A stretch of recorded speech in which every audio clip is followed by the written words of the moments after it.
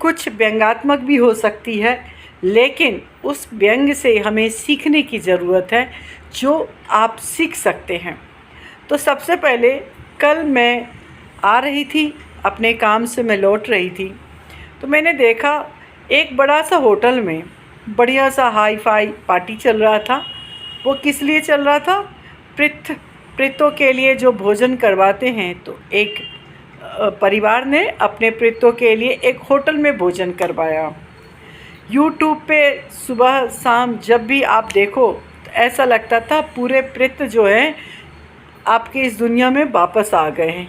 इतने ऐड आए हैं श्री मंदिर ऐप का, और अंतिम संस्कार वाली, गाय का, टुक टुक, ना जाने क्या क्या था। मुझे तो इतनी इरिटेट होने लगी थी कि हद हो गई किसी भी बात की।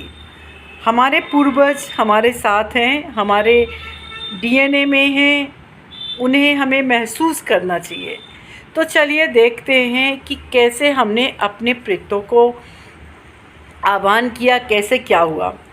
दोस्तों, जैसा कि आपको पता है कि जो पूर्वजों का जो पूजा पाठ करने का जो सौभाग्य होता है वो घर के बड़े पुत्र का होता है, बड़ा पुत्र ना हो तो दूसरे पुत्र का होता है। और आपकी शादी हो जाती है तो बहू जो है अपने पति के द्वारा पूजा करवाती हैं। तो बेटी कहीं भी प्रेतों की पूजा नहीं करती है, जनरली ऐसा है ही नहीं हमारे यहाँ।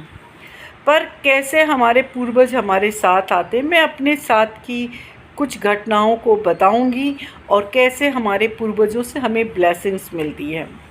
दोस्तों, मैंने कभी भी ना कोई मेडिटेशन में ना कभी किसी चीज़ में ऐसे मैं फॉलो नहीं करती हूँ ब्लाइंडली, जब तक कि मेरे अंदर की शक्ति जो है वो मुझसे नहीं करवाती है। ये मेरे अंदर की जो चेतना है वही करवाती है। ऐसा मैं कभी कह ही नहीं सकती हूँ कि मैंने सुनकर या कुछ करके ऐसा किया। तो आज से 4-5 साल पहले अचानक जब पितृपक्ष अमावस्या आया, मैं मेडिटेशन में काफ़ी समय अपने आप का देने लगी थी। तो मुझे मेरे पूर्वजों को मैंने चिट्ठी लिखना चालू किया, क्योंकि मेरे फादर की 2022 में डेथ हो गई थी। तो मैं काफ़ी डिप्रेशन में थी। तो मैंने एक थेरेपी सीखा था जहां आप लिखकर ग्रेटिट्यूड लेटर देकर आप जो है उनसे उनकी ब्लेसिंग्स के साथ उनको विदा कर सकते हैं, कॉर्ड कटिंग कर सकते हैं इस तरह से। तो मैं ऑलरेडी मेरे पापा के जाने के बाद मैं थोड़ा सा डिप्रेशन में थी, तो मैं पापा के लिए ग्रेटिट्यूड लेटर लिखना चालू की। और लगभग ये काफ़ी महीनों तक मैं लिखती रही, क्योंकि पापा थे, बचपन से जुड़ी हुई हर बातें थी। धीरे धीरे ऐसा हुआ कि पितृपक्ष आया और मैंने मेरे एक एक पूर्वज जिन्हें मैंने देखा भी नहीं है कभी, जैसे मेरी मम्मी की दादी थी, मेरी मम्मी के नानी, मेरे मामा जी जिन्हें मैंने 4 साल से याद नहीं किया था, क्योंकि मैं 10th में थी और वो ख़त्म हो गए थे। मैंने देखा भी नहीं था ज़्यादा उनसे, लेकिन मेरा बचपन उनसे बहुत जुड़ा हुआ था और कोई फैमिली मेम्बर उन्हें याद ही नहीं करता था, क्योंकि 29-30 साल के एज में उनकी डेथ हो गई थी। तो कोई जिक्र ही नहीं होता था, तो हम लोग भी जिक्र नहीं करते थे उनके बारे में। ऐसे कर कर के मेरे पापा के दादाजी, उनके पिताजी जिन्हें मैंने कभी देखा नहीं, ये सब आने लगे और सबके लिए मैंने ग्रेटिट्यूड लेटर लिखना चालू किया। और मैं लिख तो देती थी, लेकिन मुझे पता नहीं होता था। फिर मैं अपनी मम्मी से या जो जानकार थे उनसे मैं पूछती थी वो कैसे लगते थे, कैसी उनकी 5 अच्छी आदतें बताओ। ऐसे जब मैच करती थी वो सारा चीज़ अपने आप इंसिडेंस होता था। तो लास्ट ईयर मैंने पूरे जो 15 दिन लेटर लिख कर मेरी मदर को दिया, और मेरी जो कुल देवी हैं, जहाँ पर कुल देवता की, कुल देवी की पूजा होती, वहाँ पर हवन आहुति के द्वारा मैंने अपने ग्रेटिट्यूड लेटर अपने पूर्वजों को समर्पित किया। इससे पहले मैं कोई नदी या तालाब में जाकर उनका विसर्जन करती थी, और इस तरह से मैंने अपने प्रेतों की जो है आह्वान करना चालू किया धीरे धीरे। और ये मेरी खुद की दुनिया थी, ऐसा नहीं था कि ये मैंने कहीं सीखा या किसी को बताया, ऐसा कुछ नहीं था। आपके पूर्वज आपका आह्वान करते हैं। मैं कभी कोई खाना नहीं बनाई कि पूर्वजों को खाना खिलाओ, बस मैं एक ही शब्द बोलती थी, जो मैं खा रही हूँ वो भोजन के माध्यम से मेरे पूर्वजों को भी पोषण मिले, क्योंकि मैं सोचती थी कि मेरे पूर्वजों का डीएनए मेरे अंदर है, मैं आखिर उन्हीं की कुल की हूँ, उन्हीं के वंश की हूँ। तो कहीं न कहीं मेरे और उनके बीच में कोई ना कोई तो जुड़ाव है ही। तो जो मैं खाऊँगी वो मेरे पूर्वज खाएँगे, तो मैं अपना ध्यान बहुत अच्छे से रखती थी। ऐसे चलता रहा। इस साल मैंने कोई लेटर नहीं लिखा और ना मुझे अंदर से फीलिंग आई कि मैं कुछ लेटर लिखूं। तो इस बार मैंने कैसे किया वो मैं आपको बताती हूँ, क्योंकि मैंने ऐसा फील हुआ मुझे कि मेरे पूर्वजों को वो ईश्वरीय शक्ति चाहिए अगले जीवन में जाने के लिए, और उन्हें उनके जो जीवन पाया है उसको और बेहतर करने के लिए। तो मैंने ओम नमः शिवाय के 11 माला के जाप शाम को रात में सोने से पहले करती थी, और उस माला की जो शक्ति वो मेरे पूर्वजों को मिले, ऐसा मैंने आह्वान किया। रोज़ 12 बजे के लगभग मैं 1 लोटा जल लेकर अपने पूर्वजों को जल चढ़ाती थी। मैं बोलती थी, इस जल के माध्यम से सूर्य देवता जिस युग में मेरे पूर्वज हो उन सबको वो जल प्राप्त हो, और उन्हें ग्रेटिट्यूड देना। ऐसे करते करते एक दिन मेरे मामा जी आए, जो मुझे बचपन में अपने कंधे पे चढ़ा कर घुमाते थे। कोई मुझे डांट दे तो मामा उसकी इतना पिटाई लगाते थे, क्योंकि वो थोड़े मिर्गी के बीमारी से ग्रसित थे, तो उनमें शक्ति साहस तो बहुत था। तो वो बहुत ज़्यादा मुझसे प्यार करते थे, कोई मुझसे कुछ कह नहीं सकता था बचपन में, ऐसा उनका एक दबदबा था। तो मुझे मेरे मामा आए, फिर मैंने अपने मामा के लिए पूजा किया। फिर जो फर्स्ट डे था, मेरी दादी जो थी वो हनुमान जी की बहुत बड़ी भक्त थी। तो सुबह मेरी दादी 5 बजे मुझे उठा दी, और मेरे कान में राम नाम की नाम गूंजने लगा था। फिर मैं 5 माला रोज़ सुबह उठकर दादी जी के लिए राम नाम की माला जप करती थी, और रात में 11 माला मैं ओम नमः शिवाय के अपने पूर्वजों के लिए करती थी। इस तरह से मैंने अपने पूर्वजों का विसर्जन किया और उनकी ब्लेसिंग्स ली, क्योंकि मेरे अंदर, और मुझे इतना पता है कि जितने मेरे कुल में इतनी बेटियां होंगी, लेकिन उस सब में सिर्फ मेरे से मेरे पूर्वज मेरा आशीर्वाद ब्लेसिंग्स दे भी रहे हैं और मुझसे ले भी रहे हैं। तो ये अपने आप में बहुत बड़ी कृपा है। तो दोस्तों, आजकल जो आप यूट्यूब पे या इस तरह से मिसगाइड करने वाले लोग हैं, उनसे दूर रहना चाहिए, क्योंकि पूर्वज होटल में पार्टी करने की कोई बात नहीं करते हैं। पूर्वज कभी नहीं कहते कि तुम ये दान करो, तुम वो दान करो, कभी नहीं कहते। पूर्वज ये कहते हैं कि मैं तुम्हारे अंदर हूँ, मेरी बहुत सारी अच्छाइयाँ में उनके सपने, उनकी चीज़ें जो वो नहीं कर पाए, उन सारे के लिए आप अच्छा काम करो, क्योंकि जो आपके साथ जुड़े हैं वो अगले जन्म भी ले चुके होंगे, कुछ जन्म लेने की तैयारी में होंगे, कुछ अपने आप को हील कर रहे होंगे। तो ऐसे सिचुएशंस में आपको क्या करना चाहिए, जितना हो सके आप उनके लिए दान कैसा, किसी को भोजन करवाएं। होटल में मुझे बड़ा आश्चर्य लगा कि होटल में पार्टी करने से पूर्वजों का कैसे भोजन होगा। भोजन तो जब उनकी बहू हाथ से बनाती, वो भाव होते कि मेरे जो पूर्वज हैं, स्कूल के पूर्वज हैं, उनको ये भोजन प्राप्त हो। होटल में तो आप सोचो ना, किस मन से वर्कर बना रहा है, किस मन से खिला रहा है, कैसे भाव हैं उस वर्कर को, उसके मैनेजर ने कितनी डांट लगाई होगी, आपके जो बार्गेनिंग किया होगा अपने चार्जेस में, फिर सामने वाले ने किस भाव से कटौती किया होगा। तो ये सारे जब भाव आप लेकर आओगे, उससे अच्छा तो आप किसी हलवाई को अपने घर रखते और वहाँ पर खाना बनवाते और खिलवाते। केवल पैसे दे देने से आपके पूर्वज खुश नहीं होते। पैसे तो एक ईश्वरीय ऊर्जा है, जिसका सही भाव होना बहुत ज़रूरी है। ऐसे ही घर बैठे प्रेतों को दान करें, प्रेत पूजा करवाएं। यदि ये सब ऑनलाइन ही हो जाता तो माता पिता आजकल बच्चे ही नहीं पालते।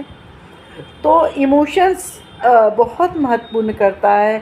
कोई भी, चाहे मैनिफेस्टेशंस में ले लो, चाहे भक्ति में ले लो। भगवान कहते हैं, मैं भक्त के हृदय में वास करता हूँ, अगर भक्त अपने हृदय में मुझे स्थान देता है। तो जब इस तरह से काम करोगे तब चीज़ें आएंगी। इतने सारे, अब आप ये सोचो, इतने सारे स्पॉन्सरशिप वाले ऐड आ रहे थे। एक ऐड चलाने, क्योंकि मैं खुद सोशल मीडिया पे अपनी मार्केटिंग के लिए बातें करती हूँ, डील करने के लिए जाती हूँ, तो मैं देखती हूँ एक ऐड चलाने के इतने पैसे, आजकल एक वीडियो बनाने के 1500 से लेके 5000 10,000 तक के चार्जेस लग रहे हैं। तो आप सोचिए जो संस्था ऐड मांग चला रही है, कंटिन्यूअस रोज़ चल रहा है ऐड, वो कितने पैसे लगा रही होगी। तो ये एक मार्केटिंग का अपना इमोशंस के साथ में खेलने का एक धंधा बन गया है। हर चीज़ जो है वो धंधे से नहीं होता है, भक्ति धंधे से नहीं होती है। आपको वहाँ पर भक्ति के लिए आप जैसे एक अभी की मैं एक एग्जांपल बता रही हूँ। एक मंदिर में मैं नवदुर्गा के समय जो अप्रैल में आया था, उस नवदुर्गा के समय में मैं एक मंदिर में मुझे कहीं फुर्सत नहीं मिला था दिन भर में, तो भंडारा सब जगह ख़त्म हो गया था। मैं एक मंदिर में गई, वहाँ पे भी भंडारा ख़त्म होके बर्तन धो रहे थे। मैं गई, मैंने कहा चलो मेरा व्रत का उद्यापन मैं हमेशा मंदिर के भंडारे से करती हूँ। तो मैं गई, अब बर्तन धुल रहा था, कुछ भी नहीं था वहाँ। तो अभी एक जो अम्मा थी वो मंदिर चलाती हैं, उन्हें माता जी के चढ़े हुए प्रसाद दिखे। तो उन्होंने बोला बेटा रुक जा, प्रसाद ले जा। जब प्रसाद उन्होंने उठा कर दिया तो प्रसाद के बगल में पूड़ी भी थी, खीर भी था, सब चीज़ सामान था। तो उन्होंने माता जी की ही प्रसाद मुझे दे दी खाने के लिए। और देखा तो बगल में जो शंकर भगवान थे वहाँ का भी प्रसाद था। तो मतलब मेरा भर पेट खाना हो गया। आप सोचे कहाँ सब जगह बर्तन धुला गए और यहाँ पे भी। तो माता जी ने मुझे अपना प्रसाद दिलवाया जो काली जी थी। तो अभी मैंने मन में सोचा कि मैं काली जी के लिए एक कपड़ा लेकर आऊँगी। तो उनकी, क्योंकि मंदिर की मूर्ति की साइज़ फिक्स होती है, हर कोई ड्रेस मिल नहीं पाता। तो मैं इतने दिन से उनके पुराने कपड़े को अपनी गाड़ी की डिग्गी में रखी हुई थी। सोचिए कहाँ अप्रैल की बात है और अभी सितंबर चल रहा है, 4-5 महीने हो चुके हैं जब से वो मेरे डिग्गी में डली हुई थी। अब आज जब मैं अपने लिए कलर्स वगैरह लेने गई तो मुझे वो डिग्गी में रखा हुआ वो कपड़ा दिखा। इतनी भीड़ में भी मैंने उस दुकानदार से बोला इस साइज़ के ही मुझे कपड़े चाहिए, और उन्होंने मुझे छांट कर दिया। फिर मैं वापस उस मंदिर गई, मैंने कहा अम्मा कल माता जी को यही कपड़े पहनाना, माता जी ने चुना है। तो आप सोचिए ईश्वर आपको चुनते हैं, ना कि आप अपनी ओर से ईश्वर के लिए कुछ करते। गलत फहमी है कि आप ईश्वर की प्राप्ति के लिए करते हैं, नहीं, ईश्वर आपको चुन लेते, ईश्वर को जो चाहिए। अब मैं अपनी समझ से देकर आई, तुरंत उन्होंने कहा जो माता जी हैं, बोली बेटा तुम 2 लीटर सरसों तेल के मस्टर्ड ऑयल भी दे के जाना 9 दिन तिलक जलाने के लिए। मैंने कहा ठीक है, और कोई आवश्यकता हो तो मुझे बताना। तो आप सोचिए माता जी कैसे बुलाई मुझे, कैसे अपने हाथ से उन्होंने अम्मा के द्वारा ये कहवाया। तो ये सारी चीज़ें अपने आप होती है। अगर मैं कहूँ कि मैं कैसे ईश्वर को प्राप्त करूँ तो गलत फहमी है। ईश्वर हमको खोज लेता है, आपको क्या करवाना। ये कपड़े तो मैं पहले भी ले आती, अप्रैल से लेकर सितंबर तक में कितने तीज त्यौहार आए, कितने सारे ओकेशंस आए, राखी आया, कभी भी दे सकते थे, लेकिन मुझे मिला ही नहीं। आज वो मिल गया एग्जैक्ट साइज़ का, और मैं आज समर्पित करके आ गई कि माता। और सबसे बड़ी बात उसमें कलर जो था वो लिमिटेड ही कलर था उस साइज़ का। तो पिंक कलर का जो मैं पुराने कपड़े थी, आज भी मुझे पिंक ही कलर मिला। मैं सोच रही थी ग्रीन कलर दूंगी, क्योंकि मेरा बुध ग्रह अच्छा है, मैं बिज़नेस करती हूँ, तो मुझे बुध ग्रह के कलर का मुझे मन था कि मैं वो दूँ, लेकिन ईश्वर ने मुझसे पिंक लिया, क्योंकि शुक्र का दशा चल रही है मेरी, और माता रानी जो है वो प्रेम भाव में मुझे बुलाई, तो शायद उन्होंने पिंक कलर ही मुझसे मंगवाया। तो दोस्तों बी रियल रहें, जितना नेचुरल रहेंगे उतना आपका सोल जो है वो डेवलप होगा, क्योंकि हर मनुष्य का आत्मा जो है प्रफुल्लित है। आपके पास में सब कुछ है, बट हम संसारिक अज्ञानता के कारण अपने बुद्धि को ऊपर कर लेते हैं। जब बुद्धि को ऊपर कर लेते हो तो आत्मा सुप्त हो जाता है और धीरे धीरे आत्मा मर जाती है हमारी। तो आत्मा को जागृत करने के लिए, आत्मा मतलब चैतन्य आत्मा, अपनी आंतरिक चेतना को जागृत करने के लिए आप अंदर की बातें सुनो, दिल की बातें सुने, अपने पूर्वजों से, अपने पेरेंट्स से, अपने आसपास से, इन सब से प्यार करें और देखें कैसे नहीं आपको अबंडेंस में सब कुछ मिलता है। अभी एक मेरी फ्रेंड है, उसके हाथ से 5 रुपए का किसी को दान निकलना, ये समझ लीजिए बहुत बड़ी बात है। लेकिन जैसे उसको पता चला, एक ज्योतिष ने बोला कि तुम्हारी कुंडली में पूर्वज नाराज हैं, तो वो सोचिए पैसे खर्च करके गई वहाँ पर पूजा करवाने के लिए। फिर उसे बताया कि तुम ये काम करो, तो वो 9 दिन तक रोज़ मंदिर जाएगी, लेकिन 5 रुपये का किसी के ऊपर खर्चा कर दे तो वो बहुत बड़ी बात है। तो कुंडली के ग्रहों से डरकर आप काम कभी ना करें। कुंडली के ग्रह या नवग्रह तभी साथ देते हैं जब आप प्रफुल्लित होकर काम करते हैं। सारे ग्रह एक दूसरे के दोस्त हैं, कोई भी ग्रह एक दूसरे के एनिमी नहीं है। इसलिए हर ग्रह जो है वो एक दूसरे के सपोर्टिव ग्रह होते हैं। आप इसको ऐसे ही देख लीजिए, एक छोटा सा एग्जांपल बताती हूँ। कहते हैं मंगल शनि एक दूसरे के शत्रु हैं, सूर्य शनि एक दूसरे के शत्रु। अब देखो, वर्दी जो होता है वो होता है मंगल, कोर्ट जो होता है वो होता है शनि, और जो कलेक्टर जो पदाधिकारी होते हैं वो होते हैं सूर्य। एक आईपीएस एक आईएएस जो होते हैं वो सूर्य को रूलिंग वाले लोग होते हैं। तो आप देखो, ये तीनों एक दूसरे से कोरिलेटेड है, तीनों की दोस्ती आपस में रहती है। तो कोई भी जीवन में ऐसा कोई काम नहीं है जिस काम में सारे ग्रह का इन्वॉल्वमेंट नहीं है। और सारे ग्रह इन्वॉल्वमेंट अच्छे रिजल्ट तभी देंगे जब आप जो हैं प्रफुल्लित होकर अपनी चेतना के साथ अपनी शुद्धतम लेवल पे कोई भी काम करेंगे। तो दोस्तों, इस प्रतिपक्ष में मैंने यही सीखा कि अपनी अंदर की आवाज़ को सुनो, उनको फॉलो करो। आपके पूर्वज हर तरह से आपके साथ में ही हैं, उनकी ब्लेसिंग्स वो खुद ले लेते हैं। जैसे मेरे द्वारा मेरे पूर्वजों ने ब्लेसिंग्स ली है, वैसे सभी के पूर्वज उनके द्वारा ले लेते हैं, और यही सबसे बड़ी कृपा है। तो नमस्कार दोस्तों।